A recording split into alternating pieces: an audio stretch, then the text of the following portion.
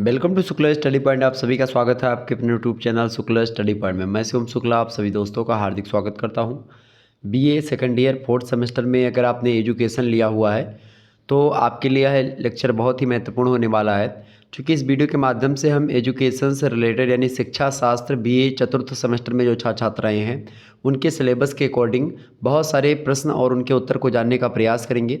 इससे पहले इसका पार्ट 1 अर्थात महासंग्राम रिवीजन क्लास 2023 का पार्ट 1 आ चुका है, आप लोगों ने उसका देखा होगा। उसमें हमने 30 जो बहुत ही महत्वपूर्ण प्रश्न थे उन पर चर्चा कर चुके थे हम, और मैंने बताया था कि इसकी अगली वीडियो आएगी जिसमें हम 31 नंबर प्रश्न से प्रारंभ करेंगे और जो बचे हुए प्रश्न हैं आपके इंपॉर्टेंट प्रश्नों में उसको करवाने का प्रयास करेंगे। तो आइए मैं 31 नंबर क्वेश्चन से आगे बढ़ने का प्रयास करता हूं। इससे पहले आप लोग इन तमाम प्रकार के प्रश्नों को पढ़ चुके हैं, जान चुके हैं, ठीक है, जो कि एजुकेशन से रिलेटेड है। अच्छा, शिक्षा शास्त्र में जब आप फोर्थ सेमेस्टर में होते हैं तो आपको पढ़ना होता है साइकोलॉजिकल पर्सपेक्टिव्स ऑफ एजुकेशन, यानी शिक्षा के मनोवैज्ञानिक परिप्रेक्ष्य, ठीक है। तो इसके अकॉर्डिंग जो भी प्रश्न आपके बनने थे उसके बारे में हमने समझ लिया था लगभग 30 क्वेश्चंस तक, ठीक है। यहाँ पर आप देख सकते हैं इस प्रकार का थंबनेल था उस वीडियो का, ठीक है। यहाँ पर आप देखिए महासंग्राम रिवीजन क्लास एजुकेशन शिक्षा का मनोवैज्ञानिक परिप्रेक्ष्य BA fourth semester most important question answers. तो 100 क्वेश्चंस मतलब 100% यही प्रश्न आपकी परीक्षा में छपने वाले हैं। तो यहाँ पर जो है ये आपका जो है महासंग्राम वीडियो का पहला पार्ट था। अब यहाँ पर आपको मैं पार्ट 2 लिख दूंगा, ठीक है। दूसरा थंबनेल जो आएगा उसमें पार्ट 2 यहीं पर लिखा हुआ आपको मिलेगा। तो ये दोनों वीडियो अगर आप लोगों ने देख लिया तो आपका काम हो जाना है। तो आइए हम चर्चा करते हैं 30 नंबर प्रश्न से और जानते हैं कि कौन कौन से प्रश्न आपकी परीक्षा के लिए उपयोगी हो सकते हैं और आप अच्छे तरीके से उसको जान पा सकते हैं, मतलब समझ पा सकते हैं। अगले देखिए 31 नंबर क्वेश्चन आप देखिएगा, यहीं से हमको प्रारंभ करना था। 31 नंबर प्रश्न, तनाव या प्रतिबल किसे कहते हैं? तनाव, टेंशन जिसको आप बोलते हैं। तो खास करके जब मनोवैज्ञानिक परिप्रेक्ष्य की हम बात करते हैं तो एक समय ऐसा आता है जब बालक पढ़ाई कर रहा होता है तो उसको टेंशन भी होती है, या जो प्रौढ़ावस्था होती है उसमें भी टेंशन बढ़ते हैं। खास करके आप देखिएगा जब आपकी जो एक प्रकार से जो एडल्ट एज होती है, खास करके जब किशोरावस्था की मैं बात करूं तो किशोरावस्था में भी आप देखिएगा बहुत सारी भंगिमाएं होती हैं दिमाग की, मन इधर उधर भटकता है। तो ऐसी सिचुएशन में या फिर और भी तमाम प्रकार की सिचुएशन होती हैं जिसके कारण से क्या होता है, व्यक्ति तनाव में चला जाता है, तनाव या प्रतिबल जिसको कहते हैं। हंस शैली महोदय तनाव या प्रतिबल की परिभाषा को देते हुए कहते हैं कि प्रतिबल से तात्पर्य क्या होता है, शरीर के द्वारा आवश्यकता अनुसार, किसके द्वारा? शरीर के द्वारा आवश्यकता के अनुसार की गई अविशिष्ट अनुक्रियाओं से होता है। ऐसी क्रियाएं जो कि क्या हैं, अविशिष्ट हैं, ठीक है। तो उन अनुक्रियाओं से होता है प्रतिबल शरीर के द्वारा, ठीक है। मॉर्गन, किंग, बिस्ज और स्कोपलन इन सभी लोगों ने मिलकर के एक परिभाषा दी प्रतिबल की, यानी कि तनाव की। कहा कि प्रतिबल जो होता है एक आंतरिक अवस्था होती है जो शरीर के दैहिक भागों में, जैसे बीमारी हो गई कोई, व्यायाम, अत्यधिक तापक्रम, इन सभी कारण से या वैसे पर्यावरणीय या सामाजिक परिस्थितियों से जिसका वास्तव में हानिकारक या अनियंत्रणीय या उपायों के मौजूद संसाधनों या साधनों को चुनौती देने वाला के रूप में अध्ययन किया जाता है, उसी से उत्पन्न होता है ये तनाव या प्रतिबल। जबकि बेरोन महोदय कहते हैं कि प्रतिबल एक ऐसी बहुआयामी प्रक्रिया है जो व्यक्तियों में वैसी परिस्थितियों के प्रति अनुक्रिया के रूप में उत्पन्न होती है जो दैहिक एवं मनोवैज्ञानिक कार्यों को विघटित करता है या विघटित करने की धमकी देता है। तो ये होता है आपका प्रतिबल या तनाव, ठीक है। जबकि कोलमैन महोदय कहते हैं कि कोई भी घटना जो मनुष्य पर दबाव डालती है, मनुष्य पर प्रेशर डालती है, ऐसी कोई भी घटना तथा जिसके कारण से क्या होता है, जिस घटना के कारण से व्यक्ति को समायोजन करना पड़ता है। तो जब व्यक्ति को किसी घटना के कारण से किसी चीज़ पर या फिर उसको समायोजन करना पड़े तो ऐसी सिचुएशंस के द्वारा एक प्रकार से जब दबाव पड़ता है व्यक्ति पर तो कोई घटना के द्वारा, तो वही स्थिति होती है प्रतिबलन की या प्रतिबल की या एक प्रकार से तनाव की। तो तनाव क्या है, कोलमैन महोदय बड़ी ज़बरदस्त परिभाषा देते हैं। ये कहते हैं कि कोई भी घटना जो मनुष्य पर दबाव डालती है तथा जिसके कारण से व्यक्ति को समायोजन करना पड़ता है उसी को हम प्रतिबल कहते हैं, ठीक है। तो ये होता है प्रतिबल या तनाव। जबकि काफर और एपली महोदय कहते हैं कि प्रतिबल व्यक्ति की वह अवस्था होती है जब वह क्या करता है, प्रत्यक्षण करता है कि उसकी सत्यनिष्ठा खतरे में है। उसको लगता है कि भाई हमारी सत्यनिष्ठा खतरे में है, हमारा जो व्यवहार है वो अच्छा नहीं हो रहा है, हम एक प्रकार से जैसा पहले थे वैसा नहीं हैं, हम जिस भांति पहले दूसरे से मिलते थे, अपने यार मित्रों से मिलते थे, अपने घर परिवार से मिलते थे, वैसा आज नहीं मिल पा रहे हैं, और उनसे हमारा कुछ खटास है या मनमुटाव है या तमाम प्रकार की गतिविधियाँ ऐसी हुई जिसके कारण से हम एक प्रकार से अपने आप को वैसी गतिविधियाँ करने के लिए प्रेरित नहीं कर पा रहे हैं जैसी पहले करते थे। तो प्रतिबल व्यक्ति की वह अवस्था होती है जब वह प्रत्यक्षण करता है और कि उसकी सत्यनिष्ठा जो है खतरे में है, तब वह अपनी सभी शक्तियों की उन्नति करके अपनी सुरक्षा करता है, और यही अवस्था खास करके कहलाती है प्रतिबल, या फिर जिसको बोलते हैं आप तनाव। ठीक है, टेंशन। नेक्स्ट क्वेश्चन आपका आ चुका 32 नंबर, देखिएगा। दिवा स्वप्न किसे कहते हैं? दिवा स्वप्न माने होता है कल्पना। कल्पना समझ रहे, इमेजिन करना किसी चीज़ का, तो उसी को बोलते हैं दिवा स्वप्न या फिर कल्पना। कल्पना या दिवा स्वप्न जो होता है एक प्रकार का मानसिक खेल होता है। ठीक है, ये क्या होता है? मेंटल वर्क एक प्रकार से होता है, या मेंटल एक प्रकार से प्ले होता है दिवा स्वप्न। और दिवा स्वप्न की प्रवृत्ति सभी बच्चों में लगभग पाई ही जाती है। आप देखिएगा दिवा स्वप्न बच्चे अधिकतर आप देखते हैं बहुत सारी चीज़ें शुरुआत से ऐसी होती है, आप लोग भी स्वप्न देखते हैं, इमेजिन करते हैं कई प्रकार की चीज़ें। इसका संबंध भविष्य की कल्पनाओं से भी होता है। दिवा स्वप्न द्वारा बालक अपनी इच्छाओं की पूर्ति का उपाय ढूंढते हैं। आप देखते होंगे कि दिवा स्वप्न एक प्रकार सपने में जो आप दिन में सोचते हैं बहुत सारी चीज़ें वही सपने में आपकी आती हैं, जो आप वास्तविक तरीके से नहीं कर पाते हैं उसको आप सपने में पूरा करते हैं। तो एक प्रकार की ये सिचुएशन होती है आपकी दिवा स्वप्न या कल्पना, जिसको आप इमेजिन करते हैं। जो चीज़ आप चाह रहे हैं और उसको नहीं पा रहे हैं तो सपने में ही वो चीज़ें आप पा करके बड़े खुश होते हैं। तो वो चीज़ होती है दिवा स्वप्न या फिर कल्पना, इमेजिन करना। ठीक है, कई क्षेत्र में इमेजिन लोग करते हैं। आगे बढ़ते हैं, अगला क्वेश्चन आप देखिएगा। 33 नंबर क्वेश्चन आपका आ चुका है, स्मृति। स्मृति माने क्या होता है? याददाश्त, याद करना, मेमोरियल चीज़ें। ठीक है, यादगार। तो स्मृति जो है एक ऐसी मानसिक प्रक्रिया होती है जिसके द्वारा क्या होता है? संचित या गत अनुभव, गत माने जो बीते हुए अनुभव हैं, या संचित मतलब जो बीते हुए अनुभव हैं या बीती हुई बातें वो आपके दिमाग में इकट्ठी रखी हैं या सोचे आप, मतलब उसको जानते हैं, याद रखे हुए हैं। तो जिसके द्वारा क्या होता है? एक ऐसी मानसिक प्रक्रिया है स्मृति जिसके द्वारा संचित या गत अनुभवों को आवश्यकता पड़ने पर पुनः चेतना में लाया जाता है। अर्थात बहुत सारी बातें आपके दिमाग में रहती हैं, लेकिन जब कहते हैं कि बात बात पे आई गई तो एकरे मारा हम कहे दी थे, अब नहीं कहित ना, अभी बात बात वाली आई गई यहाँ। मतलब यहाँ पर ये इमेज यही है स्मृति का ही, क्योंकि जब कोई बात उठती है और वो बात उससे रिलेटेड आपकी प्राचीन काल में या फिर आप भूतकाल में उन चीज़ों को पहले से किए हुए होते हैं, या वैसी घटना जो कि इसी घटना से, वर्तमान की घटना से रिलेटेड है, तो फिर उस समय एक प्रकार से स्मृति में वो चीज़ें याद आ जाती हैं। तो एक ऐसी मानसिक प्रक्रिया है स्मृति जिसके द्वारा संचित यानी कि जो एक प्रकार से पहले से इकट्ठी जानकारी है या अनुभव है जो या बीते गए जो बीत गए अनुभव हैं, उनको आवश्यकता पड़ने पर आप दोबारा से जागृत कर सकते हैं, पुनः चेतना में ला सकते हैं। तो यही होती है स्मृति। स्मृति के अंतर्गत समस्त सीखी हुई चीज़ें जो होती हैं, वो अनुभव की हुई बातें, ये सब ध्यान में आती हैं, याद आती हैं, और इस प्रकार स्मृति पूर्व अनुभवों और विचारों को पुनः जागृत करने, सजीव करने तथा स्मरण करने की एक क्रिया होती है, एक प्रक्रिया होती है। तो कुल मिलाकर के स्मृति क्या है? जो आपने पूर्व में सीखा है, बहुत मतलब भूतकाल में जो आपने सीखा है, जो आपके विचार रहे हैं, जिन विचारों से आप प्रभावित हुए हैं प्राचीन काल में, मतलब भूतकाल में खास करके, उसी को वर्तमान में जागृत करना, उसको सजीवता में लाना, उसको याद करना, स्मरण करना, वही स्मृति कहलाती है। तो स्मृति एक क्रिया है। ओके, ये बात ध्यान रखिएगा। तो आपके समझ में आ गई होगी स्मृति के बारे में चीज़ें। आगे बढ़ते हैं। स्मृति कोई लड़की नहीं है, स्मृति एक प्रकार से याददाश्त जो आपकी होती वही है। ठीक है, आगे बढ़ते हैं। अगला क्वेश्चन आप स्क्रीन पर देख लीजिएगा। अगला प्रश्न आपका आ चुका है 34 नंबर प्रश्न है, आवश्यकता कामा अंतर्नोद तथा प्रोत्साहन या प्रोत्साहन को उद्दीपन भी कहते हैं, इनके बीच संबंध का वर्णन कीजिए। आवश्यकता यानी नीड्स, अंतर्नोद और उद्दीपन, इनमें क्या संबंध है?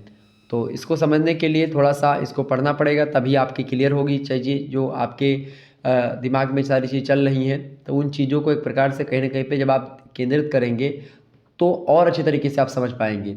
आपने जो पूर्व में अनुभव किया है, तो आप अगर पहले से कोई चीज़ पढ़े हुए हैं तो फिर आप इसको देखेंगे तो और ज़्यादा क्लियर होगा, इसीलिए स्मृति बहुत याद आती है। आवश्यकता, अंतर्नोद और उद्दीपन। तो प्रेरणा के इन तीनों अंगों में घनिष्ठ संबंध होता है, और ये तीनों जो होते हैं ये प्रेरणा यानी कि मोटिवेशन के अंग होते हैं, उद्दीपन, अंतर्नोद और आवश्यकता। ठीक है। हिलगार्ड महोदय ने प्रेरणा की आवश्यकता अंतर्नोद उद्दीपन सूत्र द्वारा स्पष्ट किया है। यानी जो आवश्यकता की प्रेरणा मिलती है, प्रेरणा की जो आवश्यकता होती है, प्रेरणा की आवश्यकता अंतर्नोद उद्दीपन इन दो सूत्रों से के द्वारा स्पष्ट होती है। और यह सूत्र किस प्रकार कार्य करता है, यह इन तीनों का अर्थ समझ लेने के बाद भली भांति स्पष्ट हो जाता है। हिलगार्ड महोदय ने इन तीनों के घनिष्ठ संबंध के विषय में लिखा है। इन्होंने कहा, हिलगार्ड महोदय ने, कि आवश्यकता अंतर्नोद को जन्म देती है। आवश्यकता क्या करती है? अंतर्नोद को जन्म देती है। और अंतर्नोद जो है बढ़े हुए तनाव की स्थिति होती है, जो कि क्रियाशीलता और प्रारंभिक व्यवहार की ओर ले जाती है। उद्दीपन बाहरी वातावरण की कोई वस्तु होती है जो आवश्यकता को संतुष्ट करती है, और इस प्रकार तृप्ति की क्रिया से अंतर्नोद के तनाव को कम कर देती है। अर्थात तनाव में आपको ज़रूरी होता है मोटिवेशन लेना, और मोटिवेशन के समय में उस समय ये दिखाया था कि आपकी आवश्यकता क्या है, इसके अलावा आप क्या चीज़ें करते हैं। ठीक है। तो अंतर्नोद जो बढ़े हुए तनाव की स्थिति होती है उसी को बोलते हैं, जो कि क्रियाशीलता और प्रारंभिक व्यवहार की ओर आपको ले जाती है। और जो उद्दीपन होता है और कोई बाहरी वातावरण की वस्तु होती है, जो कि आपकी आवश्यकता जो होती है, जो आपकी नीड्स होती है, उस नीड्स को पूरा करती है। तो सबसे पहली बात, मोटिवेशन के द्वारा आपको मैं बता दूं कि तनाव को दूर किया जा सकता है। ठीक है। तो आपको क्या आवश्यकता है उस समय, जिस समय आप तनाव की स्थिति में हैं, तो वो हो गई आवश्यकता, पहली बात। दूसरी बात, अंतर्नोद। अंतर्नोद जो होता है, जो स्थिति, सिचुएशन है, उसको समझना कि भाई आपका जो तनाव है वो कहाँ तक फैला हुआ है, और एक प्रकार से आपका जो प्रारंभिक व्यवहार है वो कैसा था उसको समझना, ताकि फिर से उसी प्रारंभिक व्यवहार में आपको ले जाया जाए। आपका पहले व्यवहार कैसा था, उसी व्यवहार में आपको पुनः ढालना। तो ये दूसरा पॉइंट होता है। तीसरा पॉइंट मोटिवेशन का ये होता है कि जो ये बाहरी वस्तु होती है, उद्दीपन खास करके, जो कि आपकी जो आवश्यकता होती है, यानी जो आप चाह रहे होते हैं उसकी पूर्ति हो जाती है। तो जो आप चाह रहे होते हैं उसकी पूर्ति हो जाती है, तो आप एक प्रकार से तनाव से मुक्त हो जाते हैं। जैसे आप नौकरी पाना चाह रहे हैं, नौकरी पाने के चक्कर में तो आपकी नौकरी पाना क्या है, आपकी आवश्यकता है। नौकरी पाना क्या है आपकी भाई, आवश्यकता है नौकरी का पाना। ठीक है। अब नौकरी पाना एक आवश्यकता है, लेकिन आपको नौकरी नहीं मिल रही है, तो ऐसी स्थिति में क्या होगा, आप लगातार प्रयास करेंगे तो आपकी तनाव की स्थिति बन जाएगी। ठीक है। और जब तनाव की स्थिति बन जाएगी तो इसको आपकी जो पहली स्थिति थी नौकरी की आवश्यकता से पहले की स्थिति की, भाई अगर नौकरी नहीं भी मिलेगी तो कोई टेंशन की बात नहीं है, ये सब समझाना, ये मोटिवेशन का दूसरा पक्ष होता है। सबसे पहले आवश्यकता को जानना, दूसरी बात वो आवश्यकता से पहले व्यक्ति का चरित्र कैसा था, व्यक्ति का व्यवहार कैसा था, उस व्यवहार को जान लेना, ताकि उस व्यवहार के बारे में उसको अवगत करवाया जाए। तो दूसरी पॉइंट ये होता है आपका अंतर्नोद, यानी उसके जो विचार हैं, आंतरिक विचार हैं, जो उस पहले विचार थे उसके, या पहले किस प्रकार के व्यवहार करता था, उसको पहचानना, उसको एक प्रकार से प्रकाश में लाना। ठीक है। फिर उसके बाद तीसरी बात ये होती है कि नौकरी आपको किस तरीके से मान लेते दिला दी जाए। नौकरी दिलाने में एक प्रकार से जब आपकी नौकरी आपको मिल जाएगी तो आपकी क्या होगी, आवश्यकता जो होगी, नीड्स जो होगी वो पूरी हो जाएगी। जब अंतर्नोद की स्थिति सही तरीके से होगी, अर्थात आपको एक प्रकार से तनाव से मुक्त किया जाएगा, तभी आप जो है अच्छे तरीके से पढ़ाई कर पाएंगे और नौकरी, अच्छा एक प्रकार नौकरी आप पा पाएंगे। तो कहीं ना कहीं पे अंतर्नोद एक बहुत अच्छी भूमिका निभाता है। तो इसके कारण से क्या होता है, जब नौकरी आपको मिल जाती है तो आपकी आवश्यकता, अंतर्नोद और उद्दीपन, इन तीनों के मिलने से क्या होता है, आपका जो तनाव होता है वो कम हो जाता है, तनाव में कमी आती है। ठीक है। तो एक प्रकार से ये होता है, अंतर्नोद के तनाव को कम कर देती है जब कोई चीज़ आप पा जाते हैं, जब उद्दीपन के द्वारा आपको वो चीज़ों की प्राप्ति हो जाती है जो आपकी आवश्यकता होती है। 35 नंबर क्वेश्चन से आप देखिएगा, थकान। थकान किसे कहते हैं भाई, तो जब हम कोई कार्य करते हैं तब कुछ समय के बाद ऐसी स्थिति आ जाती है जब हमारी कार्य करने की इच्छा कम हो जाती है और हमारा शरीर जो होता है एकदम से शिथिल हो जाता है। इसके परिणाम स्वरूप क्या होता है, हम पहले से कम कार्य कर पाते हैं। मन और शरीर की इस अवस्था को हम थकान कहते हैं। ठीक है। तो थकान को परिभाषित करते हुए कुछ विद्वानों ने एक प्रकार से अलग अलग तरीके से इसकी परिभाषा दी है। जैसे जेम्स ड्रेवर महोदय कहते हैं कि थकान का अर्थ है खर्च करने में शक्ति के पूर्व व्यय के कारण कार्य करने की कम कुशलता या योग्यता। कोई काम है और उसको काम करने की ऊर्जा आपके शरीर के अंदर नहीं बची है, तो यही होता है एक प्रकार से थकान की स्थिति। ठीक है। बोरिंग लेग फील्ड एवं बेल्ट, इन दोनों ने मिलकर के बताया कि थकान की सर्वोत्तम परिभाषा बताई। कहा कि निरंतर कार्य करने के परिणाम स्वरूप कुशलता में कमी के रूप में की जा सकती है, थकान की परिभाषा दी जा सकती है। तो निरंतर कार्य करने के परिणाम स्वरूप क्या होता है, जब आप कोई काम लगातार करते हैं तो ऐसी सिचुएशन में क्या होता है, आपकी जो क्षमता होती है, आपकी जो स्किल होती है, कुशलता होती है, उसमें थोड़ा बहुत कमी आती है और उसी कमी को ही खास करके हम बोल देते हैं थकान। क्योंकि आप दिन भर जब लगातार काम करेंगे आपकी ऊर्जा क्षीण हो जाएगी तो आप थकेंगे, आपके अंगों का शिथिल हो जाना, आपका उस कार्य को करने के लिए प्रेरित ना हो पाना, या आपको लगता है कि भाई अब ये मेरे से नहीं होगा अब, तो ऐसी स्थिति थकान की स्थिति कहलाती है। थकान शारीरिक थकान भी होती है और मानसिक थकान भी होती है। आदमी लगातार पढ़ते पढ़ते भी थक जाता है। लोग कुदाल एक प्रकार से खेत गोड़ते हैं तो कुदाल से, या फिर जो है कई प्रकार के काम करते हैं तो उससे थका लगती है। यानी अपने आप को एक प्रकार से ऊर्जान्वित ना महसूस करना, ये थकान की स्थिति मानी जाती है। ये बात ध्यान रखिएगा। ओके, इंपॉर्टेंट है। तो ये थकान की परिभाषा हो गई। अगला क्वेश्चन से आप देखिएगा, 36 नंबर प्रश्न आपकी स्क्रीन पर आ चुका है। इंपॉर्टेंट प्रश्न है, पिछड़े बालक के प्रकार बताइए। पिछड़े बालक के प्रकार, तो पिछड़े हुए बालक निम्नलिखित प्रकार के पाए जाते हैं।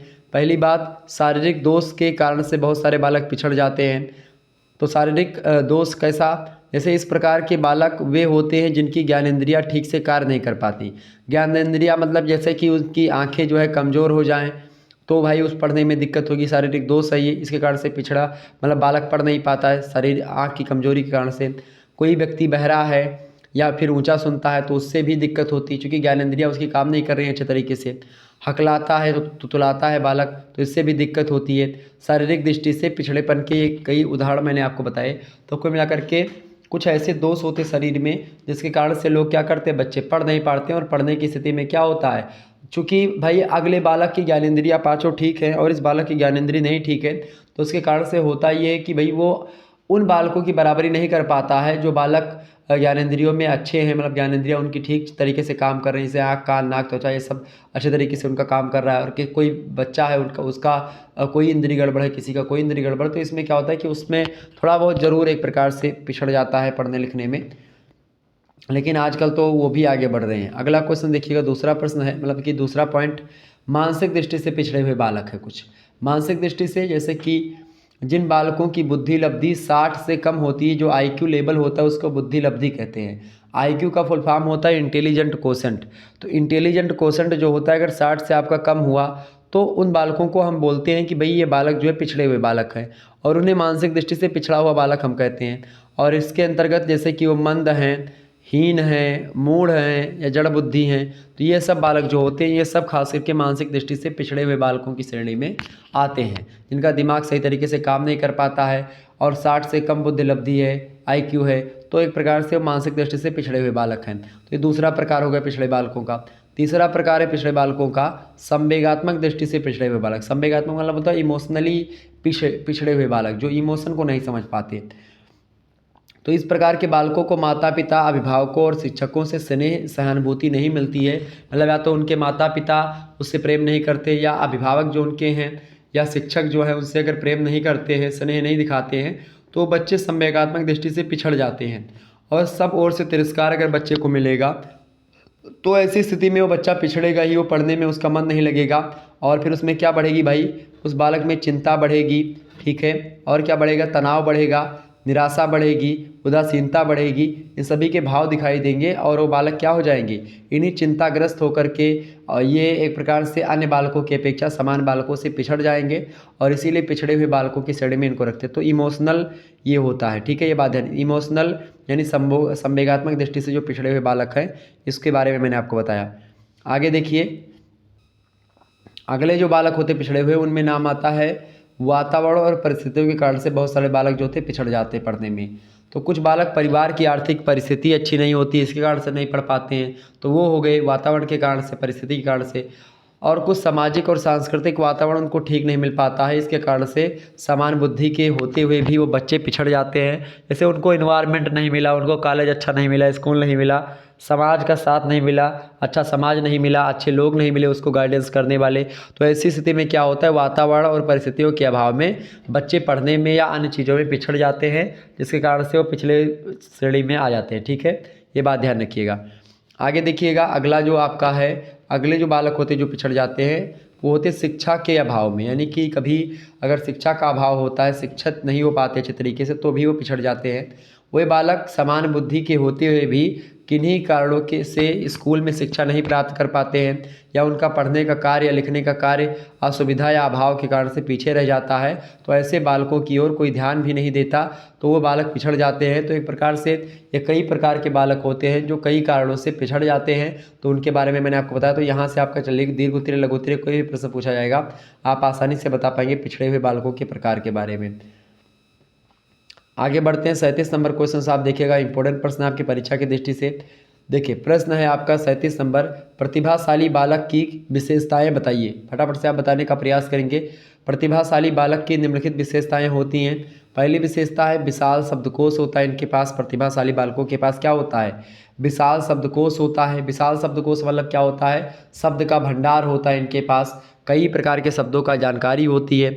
तो पहले तो प्रतिभाशाली बालक के पास विशाल शब्दकोश होता है। दूसरी विशेषता यह है कि भाई मानसिक प्रक्रिया की तीव्रता होती है इनमें, इनकी जो मानसिक क्रिया है प्रक्रिया है वो भी तेज होती सामान्य बालकों की अपेक्षा। ठीक है, तीसरी बात यह है कि विशेषता इनकी दैनिक कार्यों में भिन्नता होती है इनके। अन्य बालक जो होते हैं वो दूसरा काम करते हैं दिन के, और ये लोग जो है जो प्रतिभाशाली बालक होते हैं इनका कार्य दूसरा होता है, तो कार्यों में भी भिन्नता होती है। चौथी विशेषता सामान्य ज्ञान की श्रेष्ठता होती है, सामान्य ज्ञान जनरल नॉलेज को ज़्यादा जानते हैं प्रतिभाशाली बालक। पांचवी बात यह कि अमूर्त विषयों में रुचि लेते हैं ये। ठीक है, जो प्रतिभाशाली बालक होते हैं इनकी विशेषता ये होती है कि जो अमूर्त विषय होते हैं, यानी जो एक प्रकार से जिनका एक प्रकार से क्रियात्मक चीज़ें होती है, वैज्ञानिक चीज़ें होती, तो अमूर्त विषयों में रुचि लेते हैं। पाठ्य विषयों में खास करके अत्यधिक रुचि और अरुचि एक प्रकार से दोनों आपको दिखाई पड़ती है। तो प्रतिभाशाली बालकों की विशेषताएं आप लिख सकते हैं, 6-7 विशेषताएं मैंने आपको बता दी। अगला क्वेश्चन आप देखिएगा, 38 नंबर क्वेश्चन है, मानसिक रूप से मंद बालक से आप क्या समझते हैं। बहुत इंपॉर्टेंट प्रश्न है, फटाफट से आप बताने का प्रयास करेंगे। मानसिक रूप से मंद बालक से आप क्या समझते हैं। तो मानसिक मंदता का सामान्य अर्थ है औसत से कम मानसिक योग्यता का होना। औसत से कम मानसिक योग्यता अगर है तो आप मानसिक रूप से मंद या पिछड़े हुए बालक हैं। मानसिक रूप से मंदता वाले बालकों की जो बुद्धि लब्धि होती है वो सामान्य से कम होती है, अर्थात 60 से कम होती है, और उनमें विभिन्न मानसिक शक्तियों की न्यूनता होती है। कई प्रकार की जो मानसिक शक्तियाँ होती हैं जो अन्य बालकों में दिखाई पड़ती हैं वो उस बालक में नहीं दिखती हैं, तो ऐसे बालक को मंद बालक बोलते हैं, मंद बुद्धि का बालक बोलते हैं। स्किनर महोदय इसकी परिभाषा देते हुए कहते हैं इस प्रकार के बालकों की कि मानसिक मंदता वाले बालकों के लिए अनेक पर्यायवाची शब्दों का प्रयोग किया जा सकता है, जैसे कि मंद बुद्धि, अल्प बुद्धि, विकल बुद्धि, धीमी गति से सीखने वाले बालक, या पिछड़े हुए, या मूढ़। तो इस प्रकार से स्किनर महोदय ने कहा कि भाई जो पिछड़े हुए बालक हैं या मानसिक मंदता जो जिसको बोलते हैं, तो इसको हम और भी कई नामों से बता सकते हैं। कौन कौन से, मंद बुद्धि, अल्प बुद्धि, विकल बुद्धि, धीमी गति से सीखने वाले बच्चे, पिछड़े हुए बच्चे और मूढ़। ठीक है, यहाँ पर पिछड़े हुए बच्चे जाति और धर्म के हिसाब से पिछड़े हुए बच्चे नहीं, उसका पिछड़े हुए का मतलब ये होता है कि भाई वो पढ़ने में पीछे हैं। ठीक है, या अन्य बालकों की अपेक्षा वो कम समझ पाते हैं समाज की गतिविधियों को या पढ़ाई की चीज़ों को। ठीक है, मानसिक मंदता की सरकारी परिभाषा इस प्रकार से की गई है। कहा गया कि मानसिक मंदता औसत में निम्न मानसिक कार्य क्षमता का उल्लेख करती है, और इसका आरंभ बालक के विकास की अवधि में होता है, और वह अग्रलिखित में से एक या अधिक से अनुकूल व्यवहार में कमी द्वारा संबंधित होती है। सबसे पहली बात, अगर वो परिपक्वता में उसकी कमी आती बालक में, मतलब जिस प्रकार से औसत बालक जो होते हैं, औसत बालक मतलब जो सामान्य बालक होते हैं, जिस गति से उनका विकास होता है, जिस गति से वो परिपक्व होते हैं, चीज़ों को समझना प्रारंभ कर देते हैं, उस परिपक्वता के साथ ये बालक आगे नहीं बढ़ पाते, तो वो बालक मानसिक मंदता की श्रेणी में आते हैं। अधिगम माने तो लर्निंग, यानी मैंने एक बार बताया कि भाई 10 बालक बैठे हैं, 10 बालकों को मैंने समझाया कोई एक कॉन्सेप्ट, और 8 बालकों ने उसको अच्छे तरीके से समझ लिया, लेकिन 2 बालक ऐसे हैं जो कि एक प्रकार से उन्हीं चीज़ को नहीं समझ पाए हैं। वो पूछ रहे हैं कि सर जी हमको दोबारा इसको समझा दीजिए। दोबारा मैंने समझाया, फिर भी उनके समझ में कुछ नहीं आया। तो ऐसे बालक जो थे ये होते हैं कि भाई इनमें लर्निंग की कमी होती है, अधिगम की।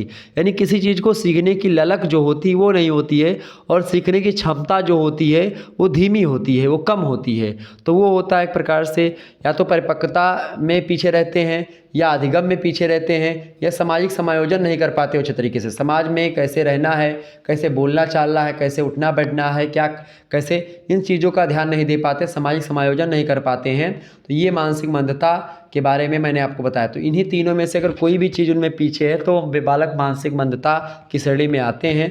वो मंद बुद्धि या जड़ बुद्धि या विकल बुद्धि या अल्प बुद्धि या एक प्रकार से मूढ़ या पिछड़े हुए बालक की श्रेणी में आते हैं। ठीक है, अगला देखिए प्रश्न आपके स्क्रीन पर आ चुका। 39 नंबर प्रश्न है, सृजनशील बालक या सृजनशील बालकों की क्या पहचान है। सृजन माने होता एक प्रकार सृजनात्मकता। कोई चीज़ आप देखें तो उसको तुरंत आपने जान लिया, पढ़ लिया, समझ लिया। तो सृजनात्मकशील जो बालक होते हैं, लर्निंग उनकी बड़ी फास्ट होती है। ठीक है, वो बहुत तीव्र गति से पढ़ते हैं, जानते हैं, समझते हैं हर एक कॉन्सेप्ट को। एक बार टीचर ने बताया तुरंत उसको समझ गए, दोबारा टीचर ने प्रश्न पूछा तुरंत उसके टेबल पर जो है कापी उसकी मैथ का सवाल लगा करके रख दिया। रिकॉर्ड था, मैं जिस स्कूल में पढ़ता था, मैं अपनी बड़ाई नहीं करना चाहता हूँ, लेकिन मैं आपको बताऊँ कि मैं कक्षा 10 तक एक्स स्क्वायर और ये वाई स्क्वायर ये सोच रहा था कि भाई एक्स स्क्वायर को हम कैसे, एक्स का गुणा क्या होगा, कैसे करेंगे, एक्स वाई को कैसे जोड़ेंगे। बड़ा दिमाग माथा पच्ची होती थी कि भाई ये बीजगणित तो मेरे पल्ले नहीं पड़ रही थी। बस जोड़ घटाव गुणा भाग ये कक्षा 9 तक मैं जानता था। कोई औसत, कोई परसेंटेज कुछ नहीं पता था मुझको। मैं आपको बताऊँ कक्षा 9 तक मैं शुद्ध तरीके से अंग्रेजी या इंग्लिश, अंग्रेजी तो अभी भी नहीं पढ़ पाता हूँ, हिंदी भी सही तरीके से नहीं पढ़ पाता था क्लास 9th तक मैं। लेकिन 10th में क्या हुआ कि मुझे लगा कि मैं फेल हो जाऊंगा तो बड़ी बेइज्जती होगी गांव में हमारे। तो उस समय जो है मैथ में थोड़ा हमें लग रहा था कि भाई मैथ बड़ा कठिन होता है। तो मैथ हमने वैसे तो कक्षा 9 में ही ले लिया था, लेकिन कुछ आता पता नहीं था, वैसे पास हो गया था। ठीक है, गांव वगैरह के जो स्कूल होते हैं वैसे पास कर देते हैं, 9 वगैरह में फेल वेल नहीं करते हैं, पास हो जाते हैं। तो एक प्रकार से वो टेंशन नहीं रहती है। तो 10 में होता है कि भाई बोर्ड परीक्षा होगी तो पास करना है। तो इसमें क्या होता है कि भाई तब मैंने पढ़ना प्रारंभ किया, और कक्षा 10 में मैंने इतना पढ़ा, आपको क्या बताऊं, लगभग 76 रफ जो है उस समय 15 रुपये और 10 रुपये का रफ आता था। उसमें कई पन्ने होते थे, 50-50 60-60 पन्ने होते थे, लंबे लंबे। तो उस समय सस्ता था रफ जब मैंने किया है। लगभग 2014 या 13 की बात है, 14 की बात है शायद, 14-13 की बात होगी, 14-13 की। तो उसी में हमने एक प्रकार से हाई स्कूल पास किया है। तो वहाँ पर जो है आपको बताऊँ कि बहुत ही एक प्रकार से मैंने एक प्रकार से ये जो 10-15 रुपये का रफ मिलता था, ये 10 रुपये इकट्ठा करना बड़ा मुश्किल होता था। तो इससे क्या होता था कि भाई मैं जब बचपन में था तो भाई क्या होता था कि भाई पिताजी भी खेती वगैरह करते थे, तो वही सब मिलता था। तो हम लोग क्या करते थे, जो गेहूं का बाली होता था गर्मी के महीने में उसको बीन लेते थे अपने खेतों में, दूसरों खेतों में भी। तो उससे गेहूँ पीट उट करके बढ़िया गेहूँ बनाते थे और उसको बेचते थे। तो इससे क्या होता था कि भाई जब ये बेचते थे तो उससे पैसा मिलता था, तो उससे रफ़ वगैरह खरीदते थे। तो ये गर्मी वाले छुट्टी में तमाम रफ़ खरीदने के लिए, और कुछ पिताजी भी देते थे। तो क्या होता था कि जो कुछ पिताजी देते थे उसको खाने पीने के लिए कुछ हो जाता था कि भाई हाँ आज 2 रुपये पार्ले बिस्कुट खरीद करके खा लेंगे स्कूल में, या ये चीज़ें हो जाएंगी। कक्षा 10 तक मैं बता रहा हूँ, इस तरीके की स्थिति होती थी। आप आज आप लोग समोसा खाने की सोचते हो, समोसा खा लेते हो, लेकिन जब हम लोग थे छोटे, मैं आपको बताऊँ कि ऐसी स्थिति थी हमारे घर की कि जब समोसा सोचो कि भाई खाना है तो 5 ही रुपये जेब में होते थे। सोचो अरे बचा लो यार क्या खाएंगे, ऐसे ही सिचुएशन होती थी। तो एक प्रकार से ऐसे देख देख करके नहीं खाया जाता था। लेकिन आजकल क्या है भाई, आप पैसे हैं, आप जो मन मर्जी होती है वो खाते हैं। तो सिचुएशन जो होती है वो कभी बदल जाती है, कोई पता नहीं। तो इसी प्रकार से क्या हुआ कि भाई जो है मैंने 76 रफ़ ख़रीदा। अब आप सोचो कि लगभग 760 या लगभग 1000 रुपये जो है हमने रफ़ में फूंका था उस समय। फूंका क्या, एक प्रकार से खर्च किया था। जो मेरी मैथ जो है पूरे मेरे एरिया में, मैं आपको बताऊं मेरे क्षेत्र में लगभग मैथ के मामलों में लोग मुझे जानते थे। पूरे स्कूल में मैं एक प्रकार से मैथ के मामले में नंबर 1 पर रहता था हमेशा। और रिकॉर्ड था कि हाई स्कूल के बाद से मेरी मैथ 11 में 12 में मैं पहुंचा तो मैं अपने क्लास के बच्चों को खुद पढ़ाता था। जो मेरे टीचर जी जो नहीं आते थे तो मैं खुद पढ़ाता था बच्चों को कि भाई मैथ आओ मेरे से पढ़ लो। और रिकॉर्ड था कि पहले सबसे पहले कापी मेज पर हमारी ही जाती थी। तो एक प्रकार से ये था मैथ के मामलों में। फिजिक्स केमिस्ट्री भी ठीक ठाक आती थी, लेकिन बाद में क्या हुआ कि भाई जो है मैंने बीएससी करना प्रारंभ किया, फिर बीएससी को छोड़ दिया, फिर बीए किया, फिर एमए किया। तो एक प्रकार से फिर क्या होता है कि कई प्रकार की चीज़ें होती, तो अनुभव कई है, कोई दिक्कत की बात नहीं। तो इसी प्रकार से सृजनशील जो बालक होते हैं उनकी पहचान खास करके आपको बता दूं कि वो एक प्रकार से चपल भी होते हैं, कई प्रकार की चीज़ें होती। तो लगातार मैंने सोचा कि आपको ये थोड़ा मोटिवेशन देना चाहिए, ताकि सिचुएशन जो होती है, तो बहुत सारे लोग हमारे अभी बंधु होंगे, वो पढ़ रहे होंगे बेचारे, काम करेंगे दिन भर और रात में आते हैं पढ़ते हैं। मैं जानता हूँ बहुत सारे बीए के बच्चे ऐसे होते हैं कि भाई काम चलाऊँ, पढ़ाई को बीए नाम दिया था खास करके। तो चर्चा करते चलिए। अगला प्रश्न आपका है, सृजनशील बालकों की क्या पहचान है। तो मनोवैज्ञानिक बेरोन ने सृजनशील बालकों को एक प्रकार से पहचानने के लिए गहन अध्ययन किया और उनकी विशेषताओं की सूची उन्होंने बताई और उसके बारे में आपको बताने का प्रयास करता हूं। तो खास करके बेरोन महोदय की बात की है तो इन्होंने कई प्रकार की चीज़ें बताई हैं। सबसे पहली बात, जो सृजनशील बालक होंगे उनमें सर्वोत्तम निर्णय शक्ति होगी, यानी वो तुरंत निर्णय ले लेंगे कि हमको ये करना है।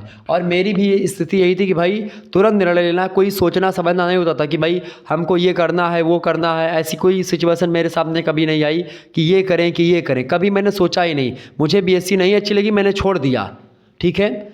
मुझे बीए करना था, मैंने तुरंत बीए कर लिया। मैंने सोचा भाई कुमार विश्वास जी का गाना उस समय आपको पता होगा, कोई दीवाना कहता है, वो गाना मैंने सुना तो बड़ा अच्छा लगा। मैंने कहा अभी हिंदी पढ़ेंगे, हिंदी मैंने ले लिया बीए में। तो एक प्रकार से ऐसे होता है, बाकी 2 सब्जेक्ट कोई भी दे दो पढ़ लेंगे बीए में, ऐसे तो हो गया।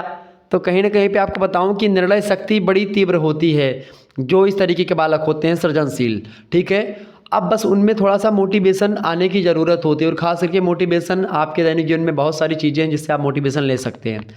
सबसे पहली बात, निर्णय की शक्ति होती है सृजनशील बालकों में। दूसरी बात, वे अपनी बात पर दृढ़ रहते हैं। अगर एक बात उसने बोल दिया कि भाई मैं ये करूँगा तो वो करता है। और एक सृजनशील बालकों की सबसे बड़ी पहचान विशेषता यही होनी चाहिए, और आप भी ये अपना लीजिए कि अगर आपने कमिटमेंट कर दी तो फिर पीछे को नहीं हटने का, ठीक है। यानी अगर आपने कह दिया तो भाई वही राजा दशरथ वाली कि प्राण जाए पर वचन न जाए। लेकिन ऐसे वचनों को बार बार मत दीजिएगा जिससे आपके प्राण को खतरा हो। तो ऐसे वचनों को दें जो आप कर सकें, भौकाल मत छोड़ें, ठीक है। तीसरी बात ये कि वे जटिल घटनाओं में रुचि लेते हैं और उन्हें प्राथमिकता देते हैं। खतरों से खिलाड़ी एक प्रकार से, यानी जो जटिल चीज़ें होती हैं, जो कठिन सब प्रश्न होते हैं उसी पर 1-1 घंटे तक एक प्रकार से लगे रहना। जो कठिन कार्य होता है उसी को करना, ठीक है। मानो जब जोर लगाता है पत्थर पानी बन जाता है। तो इस प्रकार की सोच रखने वाले बालकों को सृजनशील बालक कहा जाता है। चौथी विशेषता इनकी होती है कि वे विभिन्न प्रकार के तत्वों को संबंधित या पूर्ण करने की क्षमता रखते हैं। वे बालक सृजनशील बालक होते हैं। पांचवी विशेषता इनकी ये है कि एक समय में बहुत से विचारों पर ध्यान केंद्रित करने की क्षमता भी रखते हैं ये बालक। तो ऐसे बालकों को हम सृजनशील बालक कहते हैं। और इसके अलावा अगली पहचान इनकी ये है कि सृजनशील बालक एक विशिष्ट उत्तेजना के प्रति साधारण से उच्च स्तर की प्रतिक्रियाएं दिखाता है, फिर अपने सृजन क्षेत्र के लिए उनमें से एक का चुनाव करता है। और यही सबसे महत्वपूर्ण बात होती है सृजनशील बालकों की। तो मतलब जो प्रतिभाशाली बालक है, सृजनशील बालक है, वो सीख लेते हैं। एक बार अगर एक ने के व्यक्ति ने कोई चीज़ समझा दिया अच्छे तरीके से, तुरंत समझ जाते हैं। तो उस प्रकार के बालक सृजनशील बालक होते हैं कि एक बार बताया तुरंत समझ गए। तो ये होते हैं सृजनशील बालक। आगे देखते हैं। अगला प्रश्न आपकी स्क्रीन पर आ चुका है। 40 नंबर क्वेश्चन से आप देखिएगा। प्रश्न है, गिलफोर्ड के अनुसार सृजनशील बालक कौन होता है या कौन है, बताएं। गिलफोर्ड महोदय सृजनशील बालकों के बारे में कहते हैं कि भाई सृजनशील बालक कौन है। तो गिलफोर्ड महोदय सृजनात्मकता से संबंधित निम्न प्रमुख गुण, यानी कि जो ट्रेट्स है उसको बताते हैं, यानी जो प्रमुख गुण है। पहला गुण होना चाहिए सृजनात्मकता से रिलेटेड बालक को, यानी सृजनात्मक बालक को। तो सृजनात्मक बालक के गुण में समस्या के प्रति संवेदना होनी चाहिए, सबसे पहली बात। दूसरी बात, चिंतन की सातत्यता होनी चाहिए, यानी कि किसी मुद्दे पर सोच सके, समझ सके, विचार दे सके, समस्या कोई तो उसके प्रति संवेदना भी उसके हो सके।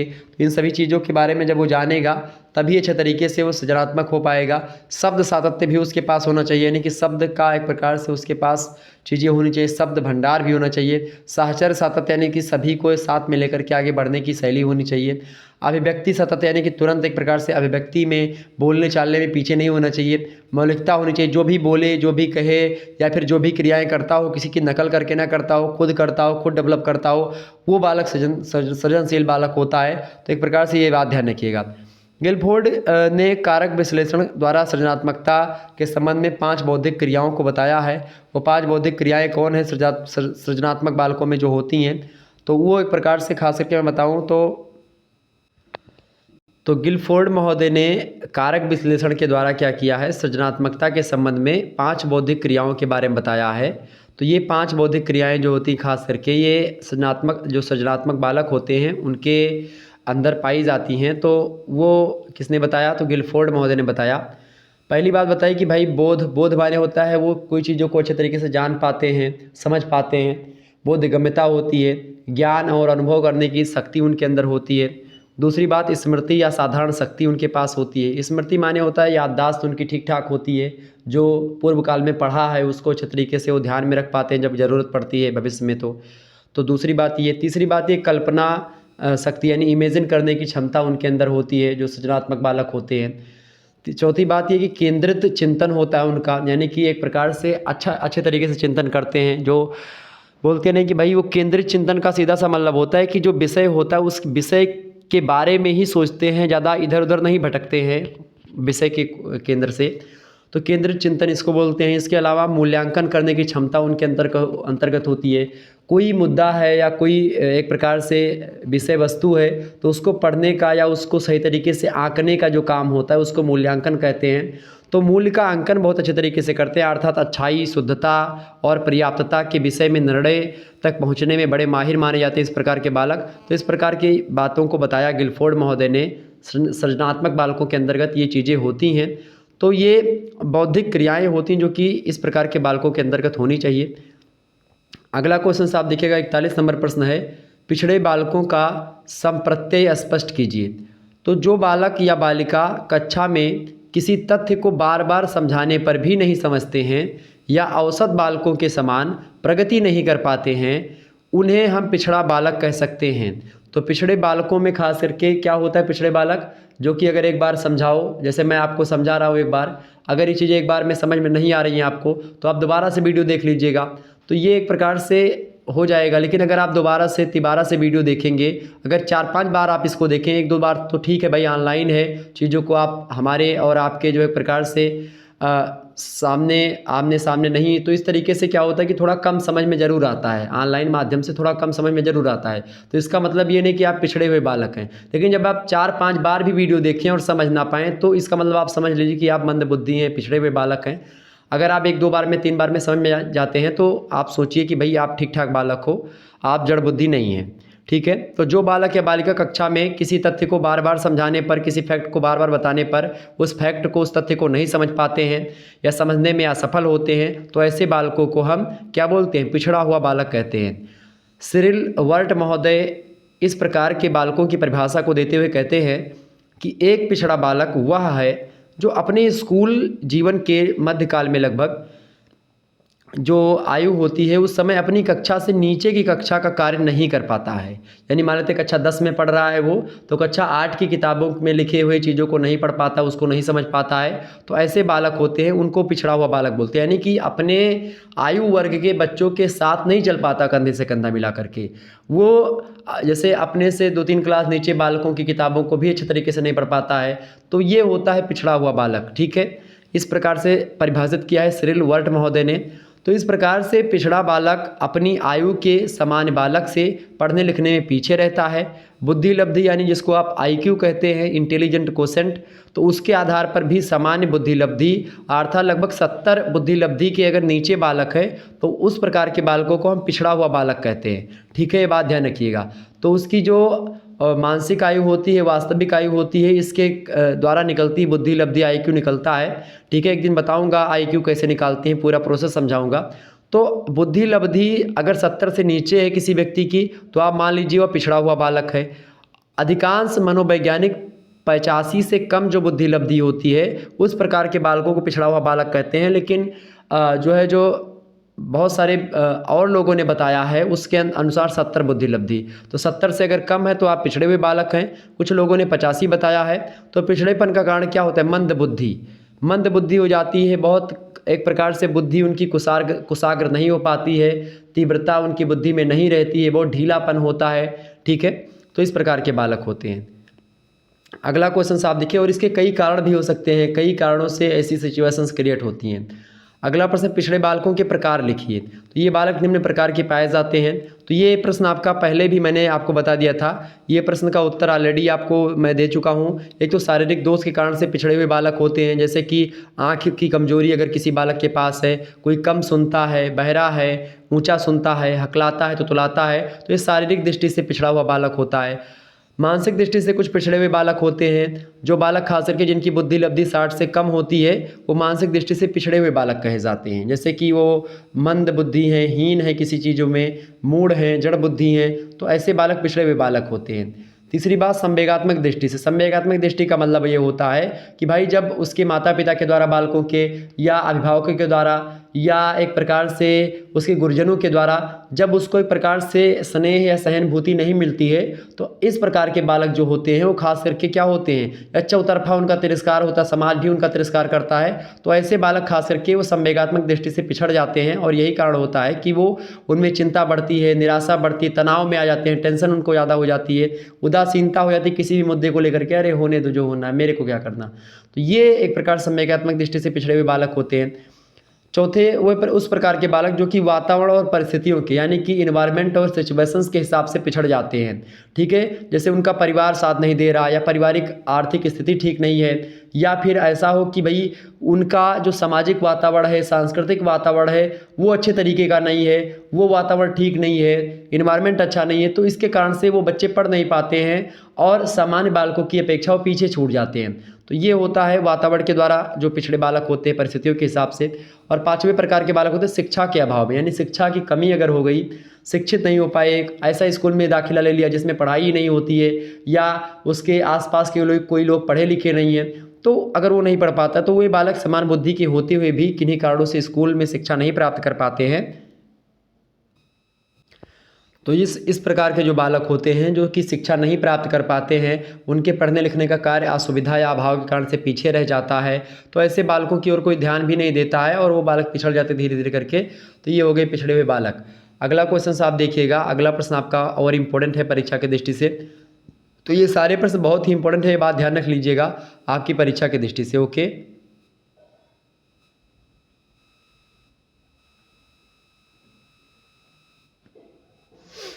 तो ये अगला प्रश्न आपका क्या आ चुका भाई, अपचारी बालक। अपचारी बालक किसे कहते हैं, या जिसको आप डेलिंक्वेंसी चाइल्ड बोलते हैं, तो अपचारी बालक किसे कहते हैं। अपचारी बालक वह बालक होते हैं जो सामाजिक नियमों व मान्यताओं के विपरीत कार्यों को करता है, यानी सामाजिक नियम कुछ दूसरा है और सामाजिक नियमों को नहीं मानता है, सामाजिक रीति रिवाज को, सामाजिक गतिविधियों को, सामाजिक मापदंडों को, इन सभी को नहीं मानता, इन सभी के खिलाफ काम करता है, तो ऐसे बालकों को हम अपचारी बालक कहते हैं। तो उसे अपचारी बालक कहते हैं। मनोवैज्ञानिकों के अनुसार बाल अपराधी की न्यूनतम आयु लगभग 7 या 8 वर्ष और उच्चतम आयु 18 वर्ष तक होती है। दूसरे शब्दों में बालकों के द्वारा किया गया असामाजिक या अवैधानिक कार्य या व्यवहार को खास करके बाल अपराध या अपचारी बालकों की स्थिति बोलते हैं। तो जो अपचारी बालक होते हैं उनको बाल अपराधी भी बोलते हैं, ध्यान रखिएगा। मनोवैज्ञानिकों ने इसको परिभाषित करते हुए कहा है, जैसे हेली महोदय कहते हैं कि वह बालक जो समाज के द्वारा स्वीकृत आचरण का पालन नहीं करता वह अपराधी कहा जाता है, वो बाल अपराधी कहा जाता है। दूसरे विद्वान हैं मार्टिन न्यूमेयर, वो कहते हैं कि जो समाज विरोधी व्यवहार, व्यक्तिगत तथा सामाजिक विघटन उत्पन्न करता है उसे बाल अपराधी कहा जाता है। जो समाज के नियम है, समाज के कायदे हैं, उनको नहीं मानता, उसके विपरीत कार्य करता है, तो ऐसे कार्य को बाल अपराधी या सामाजिक अपराध बोला जाता है। तो जो व्यक्ति सामाजिक रीति रिवाज को, सामाजिक नियमों को, सामाजिक जो रूल्स हैं उनको फॉलो नहीं करता है, उनके खिलाफ काम करता है, तो वो व्यक्ति अपराधी बोला जाता है। वो खास करके सामाजिक अपराधी होता है, वो बाल अपराध के रूप में, तो बाल अपराधी होता है खास करके, उसको बोलते हैं अपचारी बालक। ठीक है, 44 नंबर क्वेश्चन आप देखिएगा, प्रश्न है आपका शिक्षण क्या है। तो प्रायः शिक्षण का अर्थ होता है ज्ञान प्रदान करना। ठीक है, इसका मतलब लगाया जाता है बालक को किसी भी ढंग से ज्ञान प्रदान किया जाए उसे शिक्षण कहते हैं। शिक्षण को बोलते हैं एक प्रकार से टीचिंग। ठीक है, जैसे मैं आपको पढ़ा रहा हूँ तो मैं आप शिक्षण प्रक्रिया के द्वारा पढ़ा रहा हूँ, यानी कि मैं आपको शिक्षित कर रहा हूँ, शिक्षण दे रहा हूँ। तो शिक्षण क्या है? एक प्रक्रिया जिसके द्वारा एक व्यक्ति बहुत सारे बालकों को ज्ञान देता है, पढ़ाता है। तो पढ़ाने की प्रक्रिया शिक्षण कहलाती है। अध्यापक छात्रों को विद्यालय में अधिक से अधिक विषयों का ज्ञान प्रदान करा दे तथा इस प्रकार से ज्ञान कराने में चाहे वे जिस विधि का प्रयोग करें शिक्षण के अंतर्गत ही माना जाता है। यह शिक्षण भी परंपरागत धारणा है। प्राचीन काल में छात्रों के सम्मुख ज्ञान विज्ञान की चर्चा को ही शिक्षण कहा जाता था, परंतु हमें यह ध्यान में रखना होता है कि जब तक ज्ञान प्रदान करने की क्रिया का बालकों पर प्रभाव नहीं पड़ता है उसे शिक्षण नहीं कहा जा सकता है। अगर आप लेक्चर दे करके चले जा रहे हो और बच्चे के समझ में नहीं आ रहा है तो उस प्रक्रिया को भी शिक्षण नहीं कहेंगे। शिक्षण तब बोला जाएगा जब आप उसको समझा रहे हो और आपकी बातों को समझ पा रहा है तो उसको शिक्षण बोला जाता है। तो पहले के बालक कुशाग्र बुद्धि के होते थे, अच्छे बुद्धि के होते थे, वो एक प्रकार से तीव्र बुद्धि के होते थे। ठीक है, तो एक बार जब गुरुकुल में जो सिद्ध महात्मा होते थे या जो एक प्रकार से टीचर होते थे वो जब समझाते थे, जो गुरु होते थे, तो एक ही बार में सारी चीज़ें उनको कंठस्थ हो जाती थी बालकों को। ऐसी उनके अंदर डेवलप की जाती थी सिचुएशंस और उनको इस तरीके से प्रिपेयर किया जाता था कि भाई तुमको कोई लिखना पढ़ना नहीं है, तुमको बस चीज़ों को याद कर लेना है। तो गुरुकुल में याद करने की चीज़ें होती थी, शस्त्र विद्या वगैरह सारी चीज़ों को याद करवा दिया जाता था ताकि उनको कोई भूलने की कंठस्थ हो जाती सारी चीज़ें। ठीक है, तो कहीं ना कहीं पे तब उस सिचुएशन थी। आज के बालकों में उतनी ज़्यादा बुद्धि नहीं है, उतनी ज़्यादा इंटेलिजेंट क्वेश्चन नहीं कि वो एक बार में समझ जाएं। तो उनके लिए खासकर क्या होता है कि सामने भी दिखे, बोल करके भी सुने, बोर्ड पर भी आपको दिखाएं, चित्रात्मक शैली में पढ़ाने का प्रयास करें। आजकल के बालकों को छोटा आ से अनार पढ़ाया जाता है तो अनार दिखा करके पढ़ाया जाता है कि भाई अनार छपा हुआ है पुस्तक में। ठीक है, आम छपा हुआ है, आ से आम, तो आम की फ़ोटो लगी हुई है, बढ़िया पका पका आम, कटा कटा आम, रसीला आम जो है वो लगा हुआ है, जैसे स्लाइस वाले प्रचार में लगा होता है। ठीक है, तो इस प्रकार से चीज़ें होती हैं। तो ये होता है एक प्रकार से शिक्षण। ठीक है, तो इस कारण ही लंडन महोदय कहते हैं कि ज्ञान के प्रतिपादन की विधि की अपेक्षा शिक्षण कहीं अधिक होता है। ठीक है, अगला प्रश्न आपका 45 नंबर, शिक्षण का संप्रत्यय स्पष्ट कीजिए। शिक्षण का संप्रत्यय क्या है, इसको स्पष्ट कीजिए। बढ़िया प्रश्न है।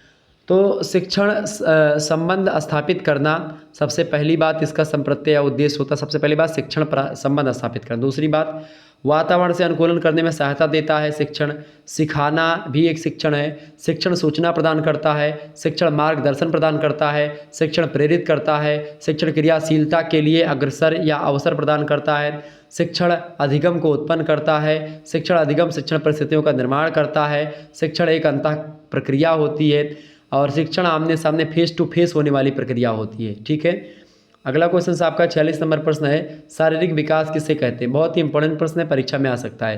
तो शारीरिक विकास से तात्पर्य सामान्य शारीरिक रचना, शरीर की ऊंचाई, भार, शरीर अवयवों का अनुपात, आंतरिक अंगों, हड्डियों, मांसपेशियों का जब विकास होता है, स्नायुमंडल का, मस्तिष्क का, अंतःस्रावी ग्रंथियों का विकास जब होता है तो इस प्रकार के विकास को हम शारीरिक विकास कहते हैं। हाथ पैर का बढ़ना, ठीक है, ये सब होता है। शरीर की जितनी भी संरचना, शरीर की ऊंचाई बढ़ना, शारीरिक संरचना का बढ़ना, भार बढ़ना और एक प्रकार से जो आंतरिक अंग है, हड्डी वड्डी, ये सब बढ़ना। तो ये सब एक प्रकार से मस्तिष्क, अंतःस्रावी ग्रंथियाँ, स्नायुमंडल, इन सभी का बढ़ना, खास करके इन सभी का विकास होना शारीरिक विकास कहलाता है, फिजिकल डेवलपमेंट कहलाता है। तो इस प्रकार से आप लोगों ने समझा।